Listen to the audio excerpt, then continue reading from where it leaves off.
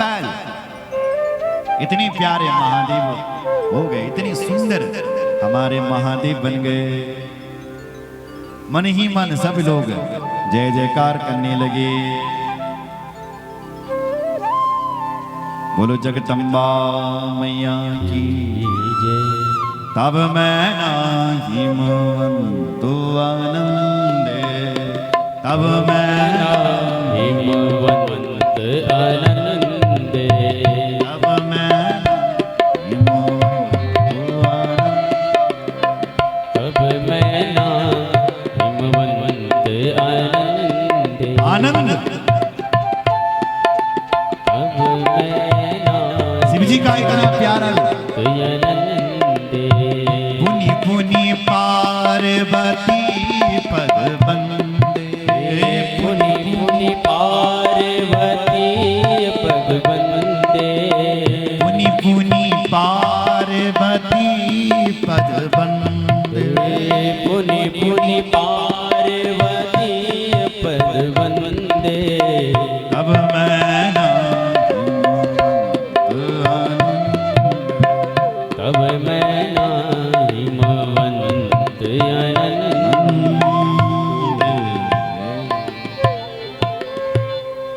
आनंद में भर गए साहब। लगे हो पुर मंगल गाना, सजे सबई हाटक घटनाना। हाटक कहते हैं स्वर्ण को। सोना चांदी से लोग सजने लग गए साहब, देवियां संवरने लग गई और मंगल गीत शिव जी की बारात में गाने लग गए। जिस विवाह में भगवान साक्षात ब्रह्मा जी वेद पाठ कर रहे हो, वो कोई साधारण विवाह हो रहा है क्या? हमारे देश वो देश है भारत, जिस देश में विवाह में लोग वेद पाठ करवाते थे, लेकिन आज इस कलिकाल में ये स्थिति हो गई है कि ब्राह्मणों की दक्षिणा देने के लिए हाथ कांप रहे हैं कि वेद पाठी जो विवाह करवा रहा है तुम्हारा, लेकिन शराब की बोतलें फूट रही है। एक जो विवाह महोत्सव है वहां तुम ब्राह्मण की दक्षिणा के लिए 10 बार सोच रहे हैं। ब्राह्मण देवता ने 5100 रुपए सबसे ज्यादा बोल दिया विवाह करवाने की, लेकिन उसी विवाह में जब शराब बंट रही है तब तुम एक पल के नहीं सोचते हो। तब तुम्हारा विवेक कहां चले जाता है, तब तुम्हारी गरीबी कहां चले जाती है। जब ब्राह्मण की दक्षिणा की बात आती है तब तुम बोलते हैं कि हम गरीब हैं साहब, हम पर ना सौंपी। लेकिन जब तुम शराब बांट रहे हो तब तुम्हें ये सोच क्यों नहीं आती है? आज शादी विवाह में कम से कम 11-21 ब्राह्मण आने चाहिए थे, भारतीय परंपरा है। लेकिन आज दरवाजा से तुम बुलाने लगे विवाह में। लोग देवताओं का आह्वान करते थे, लेकिन आज शराबियों का आह्वान हो रहा है। इसलिए मेरी बात ध्यान से सुनो, किसी शादी और विवाह में मांस और मदिरा नहीं चलनी चाहिए। कितने लोग इसका विरोध करेंगे? हाथ खड़े करो। और यदि ये नहीं रोका गया तो ऐसी आपदाएं आती रहेगी साहब। प्रकृति, ईश्वर कहीं से भी कुपित हो सकता है, वो वज्र किसी के ऊपर भी टूट सकता है। इसलिए समझ जाओ, पवित्र जो शादी विवाह है उसमें वेद पाठी ब्राह्मणों को बुलाओ, वहां वेदक ध्वनि होनी चाहिए। हमारी माताएं तो आज भी मंगल गीत गाती है, गणेश के गीत गाती है, लेकिन ये भाई लोग फिर भी बोतल उठाते हैं ये शोभा देता है क्या?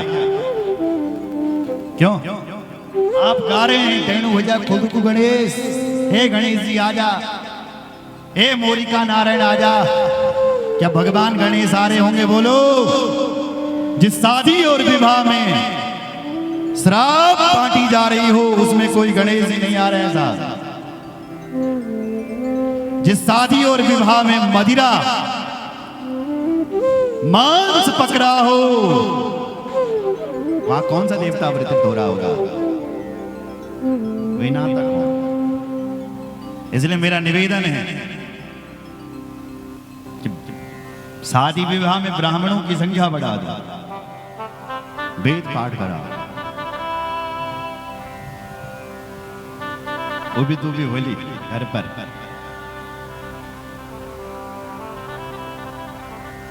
स्पष्ट लिख दो, शादी में शराब बंद, नाराज होएगा घर में रहेगा।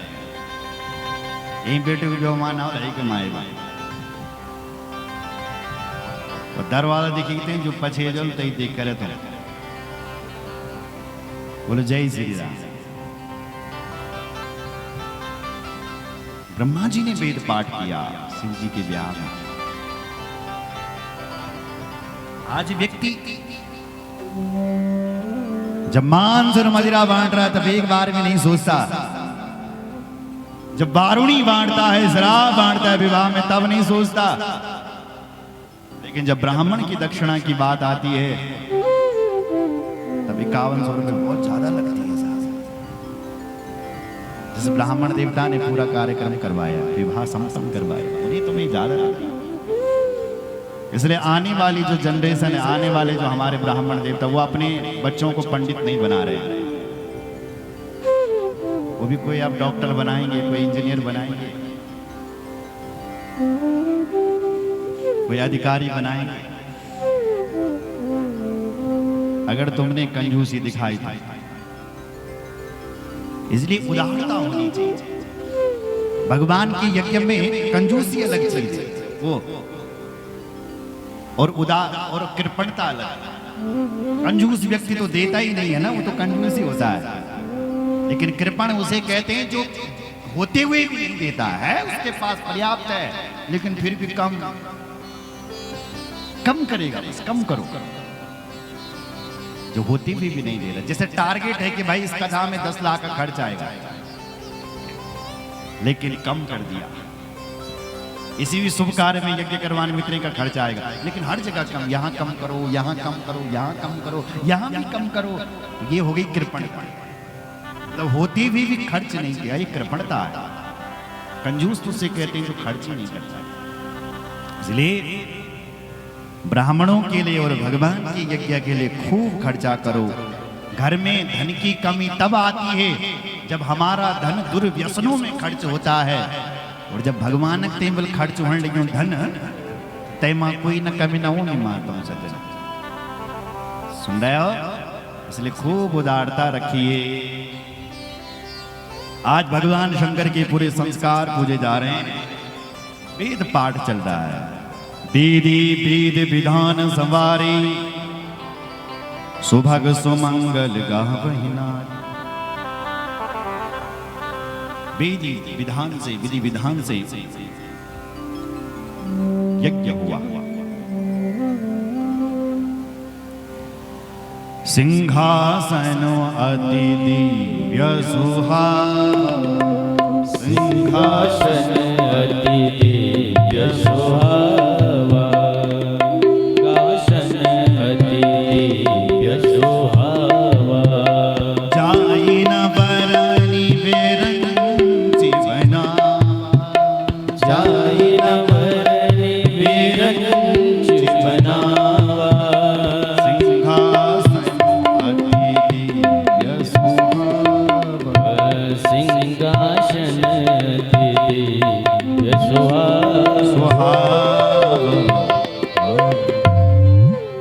बड़ा प्यारा सिंहासन है साहब। जय जयकार हो रही है। मुनिया अनुशासन गणपति पूज शंभु भवानी। को सुनि संशय करे जन सुर अनादि जिय जान। शिव जी के संस्कार पूजे जा रहे हैं, पूजन हो रहा है और उस पूजन में बल गणेश जी को पूजन चुमण लगे। गणेश जी का पूजन हो रहा है। अच्छा, गणेश जी का पूजन क्यों? और मेरी ओर देखो, बोलो जय श्री राम। गणेश जी का पूजन क्यों हो रहा है? देखो भाई, गणेश जी आज के नहीं, गणेश जी बहुत पहले के हैं।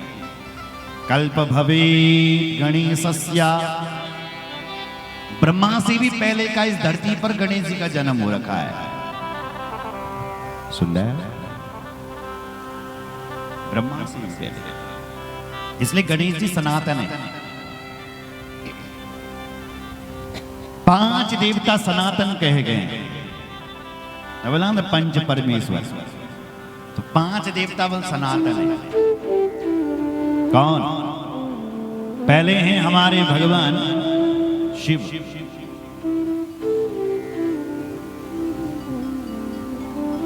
दूसरे हैं भगवान नारायण, और तीसरी है हमारी खंडवारी माता जगदम्बा। सुन रहे हो? चौथे गणेश जी, और 5वें भगवान सूर्य नारायण।